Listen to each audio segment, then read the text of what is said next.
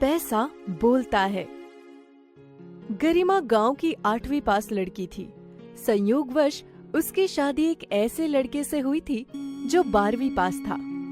शादी के बाद उसने आगे की पढ़ाई करी और 3 साल बाद वो फौज में भर्ती हो गया और गरिमा की किस्मत बदल गई। उसी दौरान गरिमा ने केशव को जन्म दिया। गरिमा बहुत खुश थी, मानो सारा आसमान उसके कदमों के नीचे था।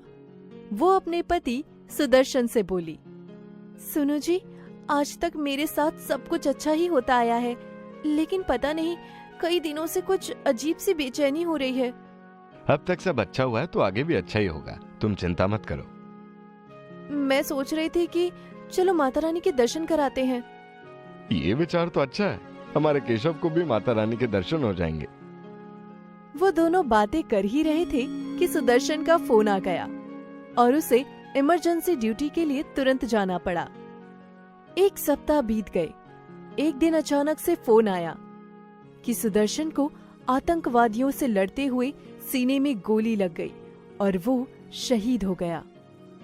गरिमा के हाथ से फोन छूट गया और वो धड़ाम से बेहोश होकर गिर पड़ी। केशव के रोने की आवाज सुनकर उसे होश आया तो उसने अपनी छोटी ननंद शोभा और अपने देवर सुशांत को फोन किया। वो रोते हुए बोली, जल्दी आ जाओ, अनर्थ हो गया, तुम्हारे भैया नहीं रहे, मेरी तो दुनिया ही उजड़ गई।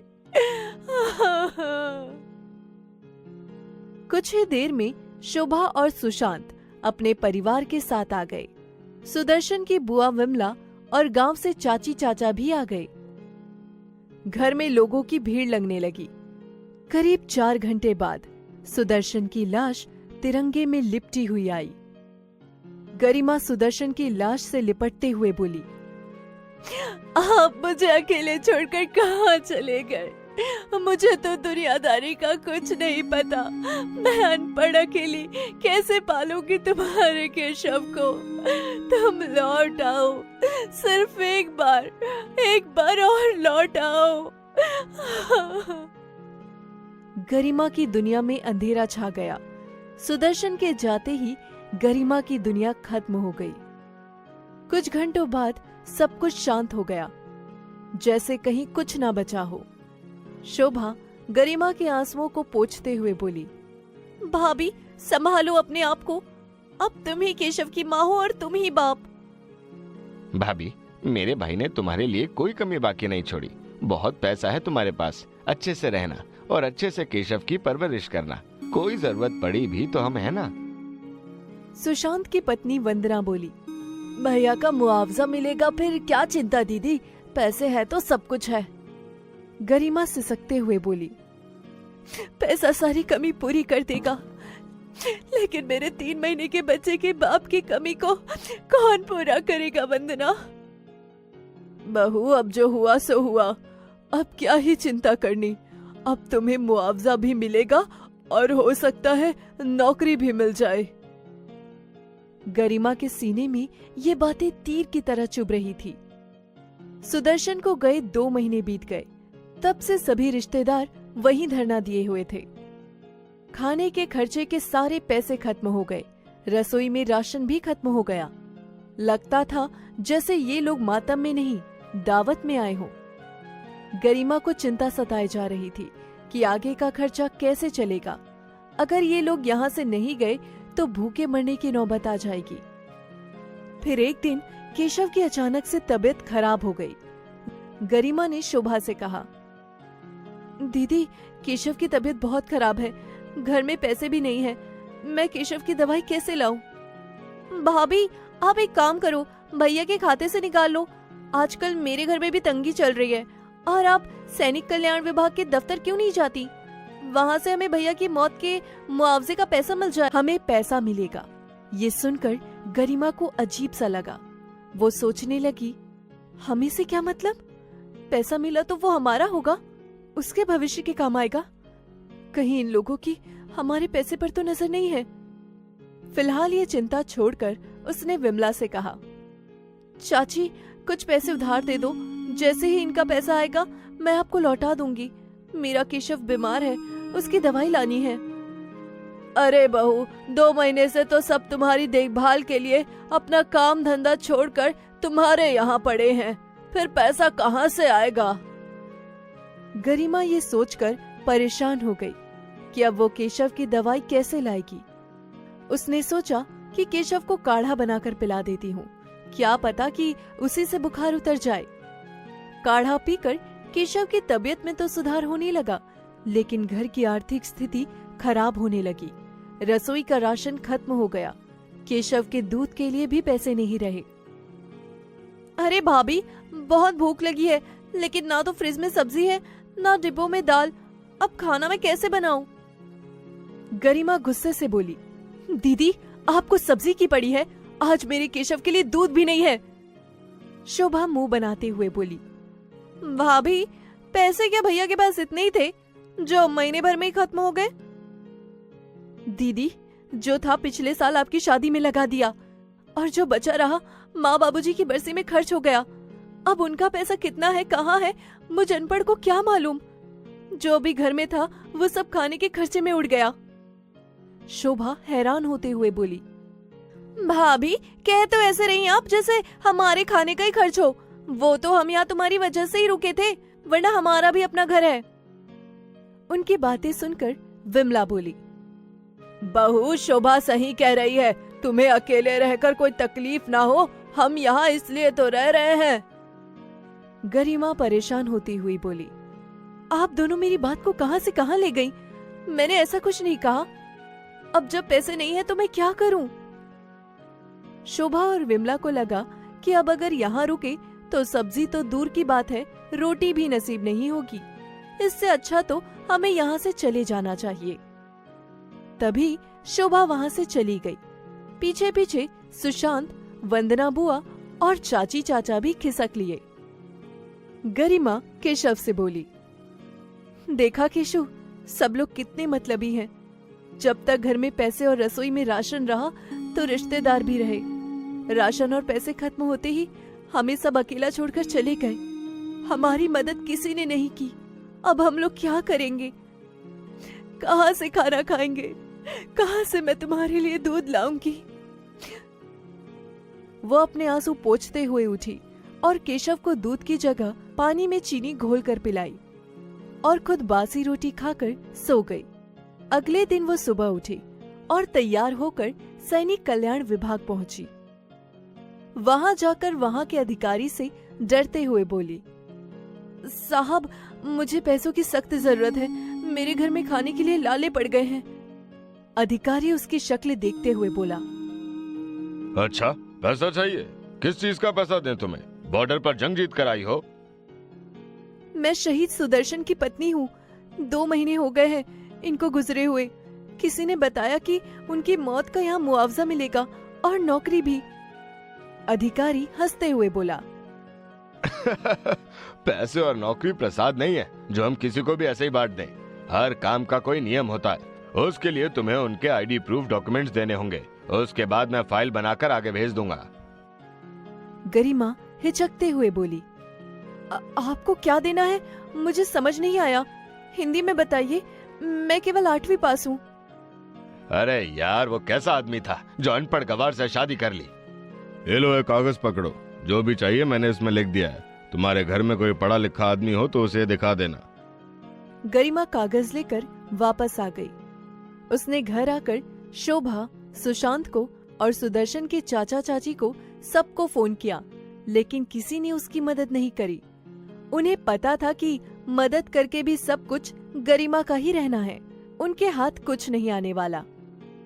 केशव को भूख लगी थी, दूध का इंतजाम तो करना ही था। उसने सोचा, जब तक पैसे आते हैं तब तक मुझे ही कुछ काम करना पड़ेगा, वरना हम तो भूखे मर जाएंगे। वो केशव को गोद में लेकर इधर उधर काम ढूंढती रही, लेकिन उसे कोई काम देने को तैयार न था, क्योंकि उसकी गोद में छोटा बच्चा था। अंत में उसे एक बुढ़िया गायत्री के घर में साफ सफाई का काम मिला। पेट भरने के लिए वो गायत्री के घर में झाड़ू पोछा करने को तैयार हो गई। इसी तरह 1 महीना बीत गया। इधर उधर पूछताछ करके उसने सारे दस्तावेज इकट्ठे किए और फिर से सरकारी दफ्तर जा पहुंची। कागज देखते ही अधिकारी गुस्से से बोला, मृत्यु प्रमाण पत्र भी तो होना चाहिए था, वो तो इसमें है ही नहीं। जाओ पहले मृत्यु प्रमाण पत्र लेकर आओ। गरिमा ने बड़ी मुश्किल से ये कागज तैयार किए थे और अब मृत्यु प्रमाण पत्र। गरिमा मृत्यु प्रमाण पत्र लेने नगर निगम पहुंची। वहां बैठा हुआ आदमी बोला, वो तो तुम्हें मिल जाएगा, लेकिन उसके लिए 2000 रुपए का खर्चा आएगा। गरिमा अधिकारी के हाथ जोड़ते हुए बोली, 2000?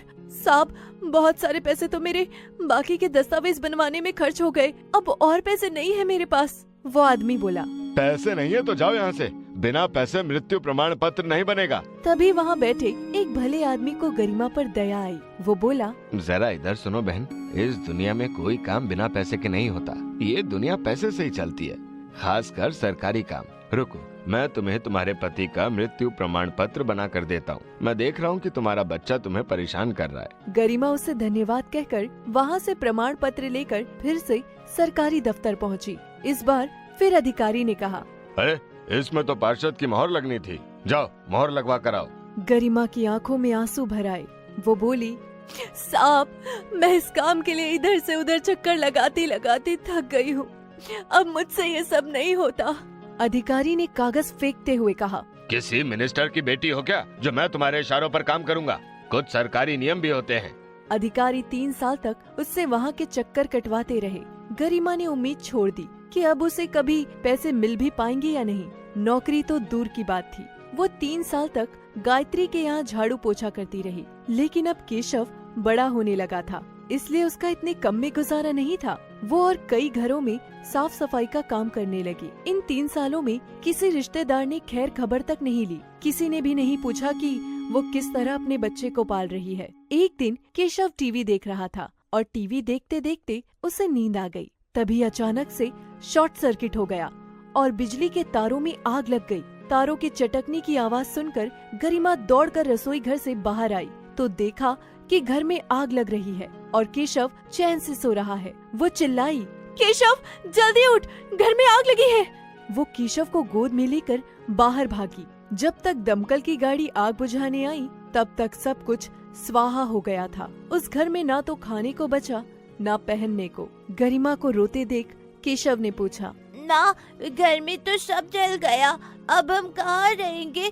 चलो बुआ घर या चाचू घर चलते हैं। गरिमा उसे समझाती हुई बोली, नहीं बेटा, बुआ के घर नहीं जा सकते और चाचू का घर छोटा है। अब जैसा भी है लेकिन अपने ही घर में रहना पड़ेगा। उनकी हालत पर दया खाकर 1-2 दिन पड़ोसियों ने खाना पीना दे दिया, लेकिन उसके बाद उन्होंने भी छोड़ दिया। गरिमा के पास कपड़े सामान कुछ नहीं बचा। वो आग की कालिक में सनी हुई लोगों को भिखारन दिखाई दे रही थी। वो इसी हाल में काम करने के लिए निकल पड़ी। आते जाते लोग उसे भिखारन समझकर उसके हाथ में 10-5 रुपए थमा गए। वो फूट फूट कर रोने लगी और बोली, मैं तो दुनिया की सबसे खुशनसीब औरत थी, लेकिन मेरी किस्मत ने मुझे भिखारी बना दिया। आज एक शहीद फौजी की पत्नी भिखारन बन गई। लोगों के घरों में झाड़ू पोछा कर रही है। सरकारी लोग मुझसे चक्कर पर चक्कर लगवा रहे हैं। मैं क्या करूं, कहाँ जाऊं?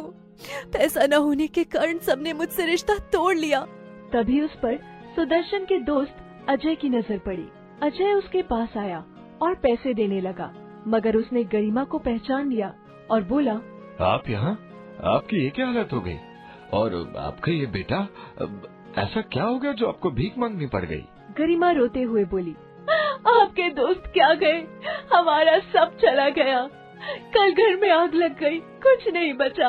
अपना और केशव का पेट भरने के लिए चौका बर्तन करती हूँ, इसलिए आज ये हालत हो गई है। अजय चौंकता हुआ बोला, एक शहीद फौजी की पत्नी और चोखा बर्तन? आप मेरे साथ मेरे घर चलो। अजय उन्हें जबरदस्ती अपने घर ले आया और सारी कहानी पूछी। उनकी आप बीती सुनकर वो बोला, सरकार के इस गलत सिस्टम ने आपकी क्या हालत कर दी। अगर पैसे मिलने में देरी ना हुई होती तो आज आपकी ये हालत ना होती। और ये सच है कि पैसों के बिना कुछ नहीं होता। अगर आपने 10-5 हजार उनके मुंह पर मार दिए होते तो आपको कब के पैसे मिल गए होते। मैं कुछ बड़े अधिकारियों को जानता हूँ, वो आपकी मदद जरूर करेंगे। अजय की सिफारिश के बाद गरिमा को सुदर्शन की मौत का पैसा पूरे 4 साल बाद मिला, वो भी 25 लाख रुपए। गरिमा की आंखों में आंसू थे। वो बोली, मैं आपका एहसान कभी नहीं चुका पाऊंगी। अजय जी, अगर आप नहीं होते तो मैं दर बदर ठोकरें खा रही होती। अगर तुम्हें बुरा ना लगे तो अपना हाथ मेरे हाथ में सौंप दो। मैं तुम्हें कभी ठोकर नहीं खाने दूंगा। जिस दुख से तुम गुजर रही हो, उस दुख से तो मैं 7 साल पहले गुजर चुका हूँ। मेरी पत्नी बेटी को जन्म देते ही चल बसी। ना बेटी रही और ना उसकी माँ। मैं केशव को हमेशा अपने बेटे की तरह समझूंगा। क्या तुम मेरे साथ फिर से जिंदगी शुरू करना चाहोगी? गरिमा को सहारे की जरूरत थी, क्योंकि उसका इस दुनिया में अब कोई नहीं था, इसलिए उसने हाँ कह दी। गरिमा और अजय ने शादी कर ली और शादी के बाद गरिमा अजय के आलीशान घर में आ गई। अब वो एक करोड़पति बाप के इकलौते बेटे की पत्नी थी। जब ये खबर सारे रिश्तेदारों को फैली कि गरिमा अब एक करोड़पति घर की बहू बन गई है, तो पहले सबने बातें बनाई और फिर एक दिन सब उससे मिलने आ गए। मेरी प्यारी भाभी, मैं तो कब से आपसे मिलने के लिए तरस रही थी, लेकिन क्या बताऊं, समय ही नहीं मिल पाया तुमसे मिलने के लिए। भाभी, आपने सही निर्णय लिया जो आपने शादी कर ली। विमला और सुदर्शन की बुआ बोली, सही किया बहू, अभी तुम्हारी उम्र ही क्या है। हम सब लोग इसलिए तो तुमसे मिलने आए हैं कि तुम्हें बता दें कि हम भी तुम्हारे इस कदम से बहुत खुश हैं। अब हम यहाँ रहकर तुम्हारी शादी की पार्टी करेंगे, तुम्हारी शादी की खुशियाँ मनाएंगे। आप लोग मेरी खुशी बांटने आए हैं? जब आप लोग मेरे दुख नहीं बांट सकते तो मेरी खुशियाँ बांटने का भी कोई अधिकार नहीं, क्योंकि इस दुनिया में रिश्ते नहीं, सिर्फ पैसा बोलता है। जिसके पास पैसा होगा उसी के रिश्ते होंगे। जिस समय मेरे केशव के पास पीने के लिए दूध नहीं था, मेरे पास खाने के लिए रोटी नहीं थी, मेरे बेटे की दवाई के लिए पैसे नहीं थे, उस समय तुम सब लोग मुझे अकेला छोड़कर चले गए। अगर तुम लोगों ने मेरा साथ दिया होता तो मुझे भीख नहीं मांगनी पड़ती और न ही फौजी की बीवी होते हुए भी मुझे दूसरों के घर में झाड़ू पोछा करना पड़ता। मुझे अब तुम लोगों की कोई जरूरत नहीं, चले जाओ यहाँ से। वो लोग अपना सा मुंह लेकर चले गए। गरिमा अब अपने छोटे से परिवार में बहुत खुश थी।